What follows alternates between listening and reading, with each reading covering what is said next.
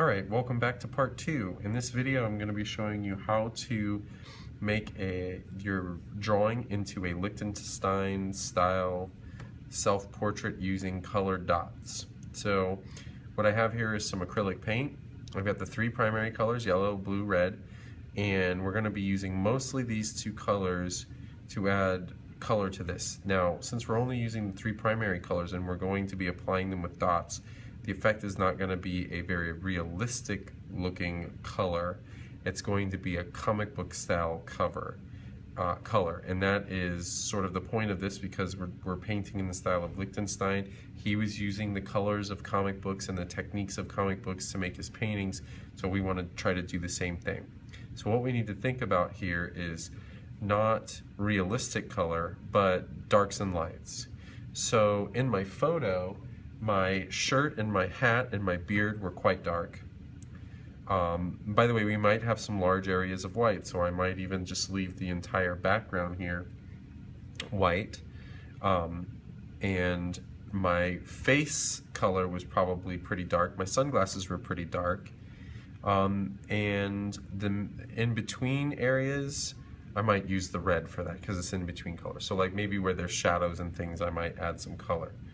So let's go ahead and get started. I'm going to start with the blue, and I'm going to be using Q-tips here. The Q-tips are really pretty good at making dots, so I might start just dotting.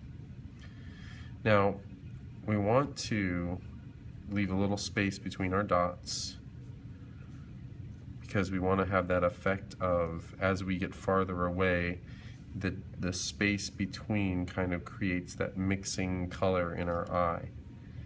So the white and the blue might from far away look sort of baby blue. Notice I'm not putting a lot of color on my Q-tip, I'm just putting just a little bit. And we're just adding dots. It's pretty straightforward, nothing too crazy. You may notice that I don't have a cup of water here as I'm painting, because well, I'm using Q-tips, and the Q-tips are disposable, so we don't really need to rinse and wipe them. In fact, if you rinse and wipe these Q-tips, they are meant to be disposable. They'll pretty much just fall apart.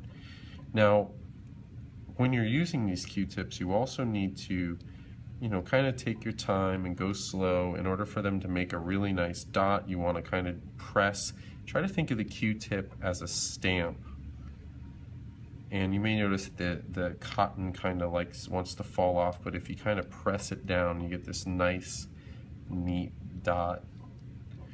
You will have quite a few Q-tips. We have plenty of Q-tips available, so if your Q-tip gets a little bit goofed up and you need a new one, we'll have those available for you. You notice though, I'm able to pretty much carry on with just this one Q-tip here. As long as you're taking your time and taking care, it should be good.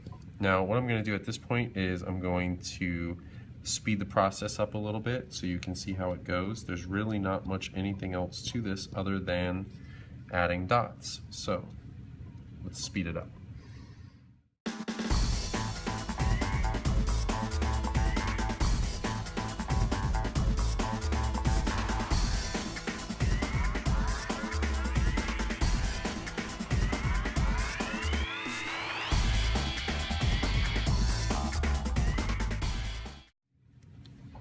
Alright, well there you have it. You may have noticed in the time lapse that I added the use of the Sharpie marker. I realized that the pencil lead probably was not going to be dark enough in contrast to the bright acrylic colors, so I decided to go through and add some black and make my border black to really make the colors pop out even more in contrast against that black.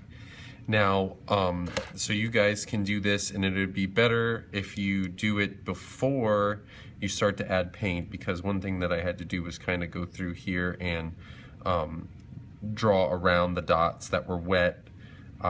Even though these dots, they're very thin, they dry rather quickly. Some of them you don't dry as quickly as others. So you're going to want to go through and do your blacks first before you start adding color. But other than that, there it is, finished product.